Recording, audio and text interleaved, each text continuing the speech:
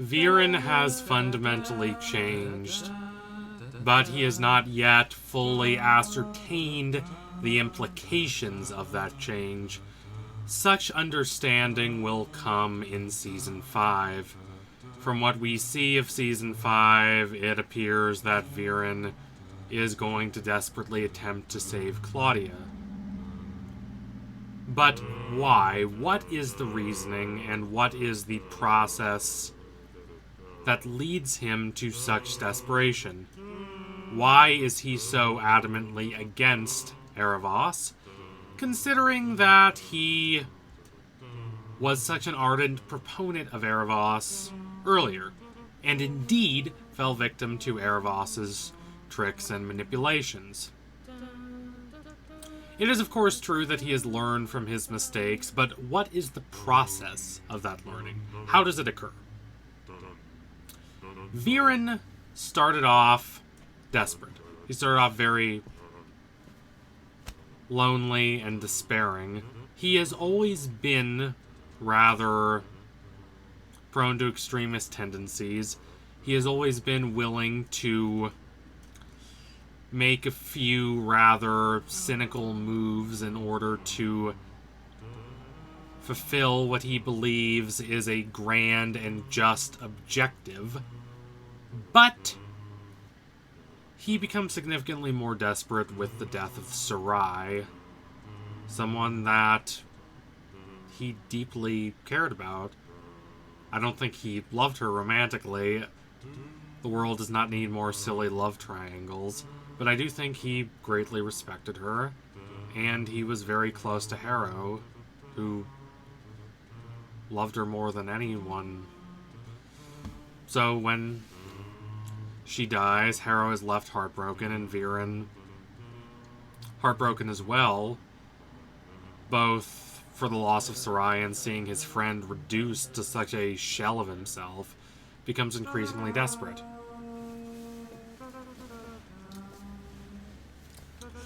This is ultimately what leads to the campaign against the dragon Avazandum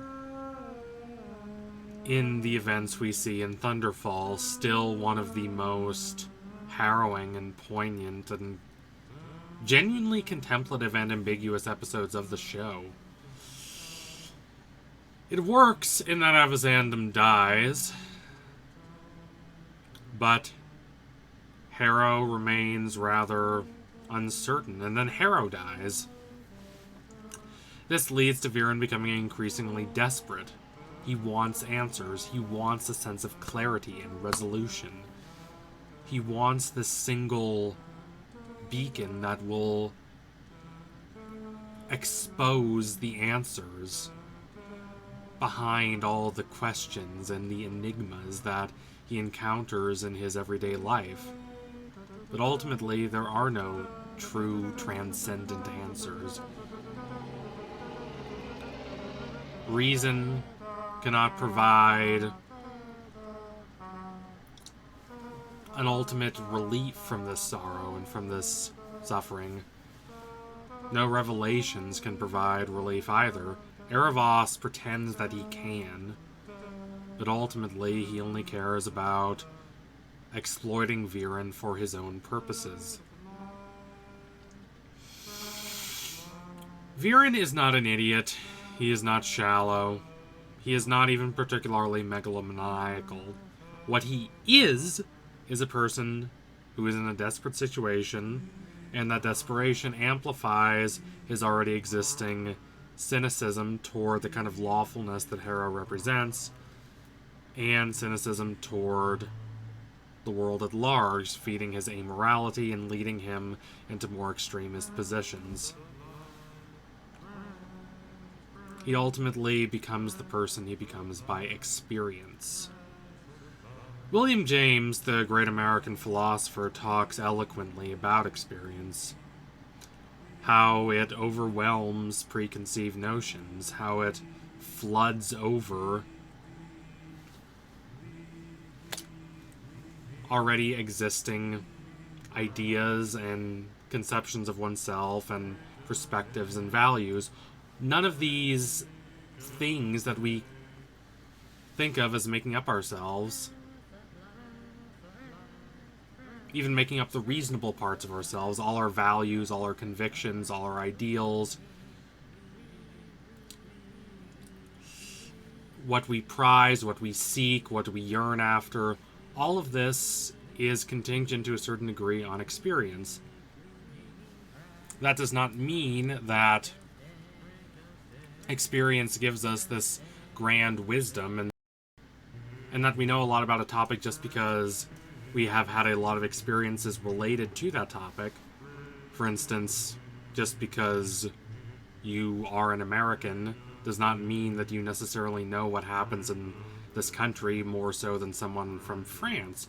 Are you more likely to know? Perhaps. Are there things that you know that no one else can because you grew up here? Sure. But experience does not provide this transcendent knowledge, and an outsider can easily know more than you. What experience does do is the exact opposite. It unmakes these kinds of certainties. It unmakes what appeared so solid and firm a priori through reason alone. William James talks derisively and quite sharply about the kinds of philosophers who lament how humanity is not reasonable enough and construct their own dream shadow worlds of reason and say that this is the world of truth and beauty, not the world of actual life. William James says that this is completely backwards. Philosophy exists to serve this world. It exists to serve how people experience things in this world. Everything is in relation to this world, and the further you get away from it, the less relevant your philosophical contemplations are if pure reason does not tell you how people behave. If it's not a good guide to what people value, then the problem is not people. The problem is relying too heavily on reason alone. Reason is a tool, a very good tool, but reason alone does not supply people with perspectives and values. If two people think completely different ways, that doesn't necessarily mean that one of them is less reasonable than the other. Two reasonable people reacting critically to their experiences can arrive at two completely different sets of conclusions. Viren ultimately has a somewhat normal moral code, even if he is rather loose with it, but as he suffers, that code dissolves. He becomes increasingly hurt. He becomes increasingly desperate and wild. He lashes out. You can say that this is wrong, and sure it is, but it is an organic and truthful response to his situations. His emotions, his values come directly from what he has experienced.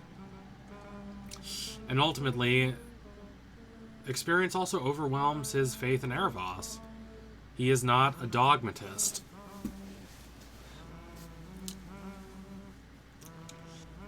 He is not this inane propagandist who is so obsessively committed to a certain set of goals and beliefs that he is unwilling to change them even in the face of evidence antagonistic to those beliefs. He's not Ozai. He's not this cackling baddie. He understands the damage that Erebos has caused him, and he does not want his daughter to suffer that same damage. He wants her to be saved. He wants her to not necessarily have the same beliefs as Callum, but at least have her own beliefs and interact critically with her environment and with the situations that she faces instead of obsessively accepting the promises and ideals of Erebos because those promises and ideals seem so intriguing. And they are intriguing. He understands completely why they are so appealing to Claudia, because they were appealing to him for the same reasons. A fountain, a wellspring of answers and clarity is extremely appealing to anyone, of course, in a world as fragmented and disoriented as the world of the Dragon Prince is increasingly becoming, but it is especially appealing to one who has lost the people who they care the most about, to someone who has become so isolated and alienated. Viren really doesn't have a lot of people, especially since Soren left. He's not talking to his son anymore. He lost his wife, who left him. He lost his best friend, King Harrow, and his best friend's wife. He is increasingly sorrowful, and yet he understands through his experiences with Erebos that he is not going to allow those pains and those sorrows to lead him to fanatical trust in Erebos, because he has seen where that leads. He has seen the results of such blind and unceasing trust. Hopefully, Claudia can rely on experience as well. Now, the opponents of William James always said that there is a problem with such a heavy reliance on experience. That it means nothing is true on this metaphysical, spiritual level. Nothing is true in the way that Plato or Aristotle say things are true. A kind of truth that does not fade with time, that transcends time periods and cultures. They accuse William James of the basest relativism. William James rejects these charges, though. What he says is that all truth needs to be calculated based on how it responds to people's actual experiences. As pretty as theorems and all these grandiose, magniloquent flights of abstract philosophizing might sound, they are ultimately irrelevant if they are irrelevant to people's lives. Every postate, every theorem should be held up to whether it is useful to people's perspectives. If it is not, it should be tossed out and re-examined. It is true, as his critics said, that this kind of thinking offers no metaphysical abstract assurance that the insights arrived at are not wrong. But James says that he has an even better method for proving whether things have validity or not, and that is simply to expose them to how they shine a light on people's behavior. If they are relevant, if they do succeed in illuminating new points and new ideas, then they're useful. If not, they should be tossed out and replaced with new ideas, ones that better fit our actual situations. It's a fundamentally evolutionary process. It works the same way evolution does. And indeed, William James himself was an ardent defender of Darwinian ideas back when they were still quite controversial. Claudia, if she sticks to experience, if she is willing to analyze Erebos' promises and appeals relative to how they actually help her, she will eventually realize that he will not give her what she really needs, as tempting as his words might sound, and as desperately alone as she is. If she sticks to dogma, if she sticks to her unyielding, unceasing faith in the puppet master, she will suffer immensely. it will be interesting to see to what extent